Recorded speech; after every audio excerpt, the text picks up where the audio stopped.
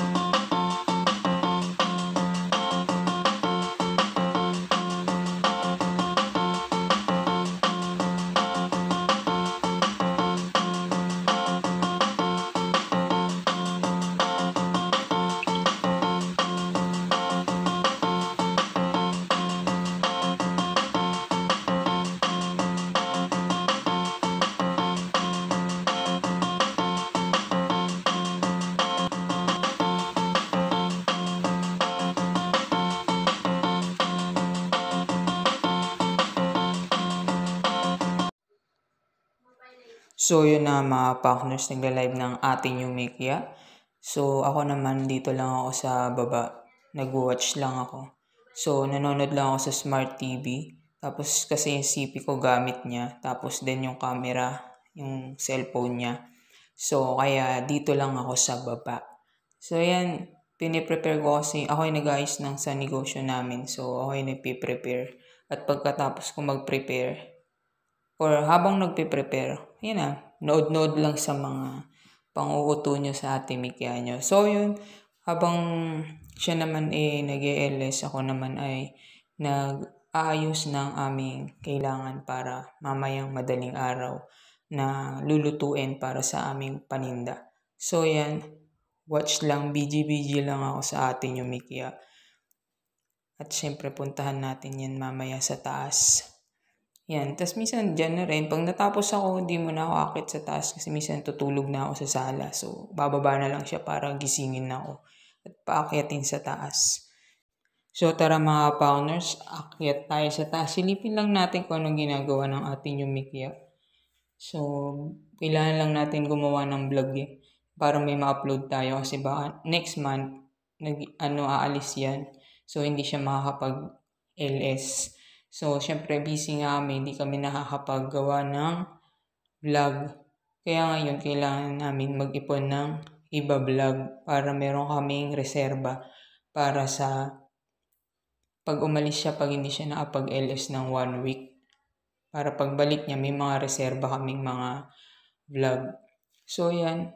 Yan siya sa kwarto ng kapatid ko nag-LS. So, syempre, ngayon pala hindi na siya ngayon dyan. Doon na siya sa may sala dyan sa may taas. So, ayos naman. So, maya-maya, bababa na ako. Videoan lang natin para magka-vlog lang tayo. Diba? Kasi mamaya bababa na ako. Tapos, BG lang. Aayos na lang ako ng mga kailangan naming i-prepare. Kasi bukas naman ng umaga, kailangan niya magising. Kasi siya naman yung nakikipag-usap sa mga customer. Kasi mas makausap siya sa customer. Ako, wala akong time mag-cellphone, kumbaga sa mga chat. Hindi ako maaasahan dyan kasi tamad ako sa mga type. Diba? Tamad ako mag-type. Tamad akong makipag-usap sa mga customer. So, siya yung nakatoka dyan. 2,000 years later. So, ayan, gising na ako pero tulog pa si Tequila at ang iyong ating Mikya. Ayan, tulog, bagsak, kakapuyat. Diba? Mahilig siya mag-LS kaya puyat. So, hindi niya naman yan masasabihan kapag sinabi, matulog ka na, hindi ka pwedeng magpuyat kasi meron pa, maaga pa magigising. Nako, magagalit sa akin yan. Batas yan. Hindi pwedeng sabihan yan. Hayaan nyo lang siya. So, ayan itsura niya. Bangag. Boom, bangag. So, ayan. Nagising naman na yan kanina. yan no, nag-prepare siya ng breakfast namin. Nagigising yan, tapos magpe-prepare ng breakfast para pagtayo, meron na kaming kakainin. So, ayan. Yan naman binili ng nanay ko kahapon. Yan. Para yan ang breakfast namin ngayong morning. So, tara, kain tayo. Pero aakyat muna ako sa taas ulit. Sisilipin ko kung gising na yun. Kasi pag gising nun, maliligo na yun, bababa na yun, tapos kakain na rin naman kami. So, yun, akyatin ulit natin siya. Baka sakaling gising na. Kung sakali. A few moments later. Tulog pa. Tulog pa ang dalawa. Ang sarap ng tulog ng mga puyat na magnanay.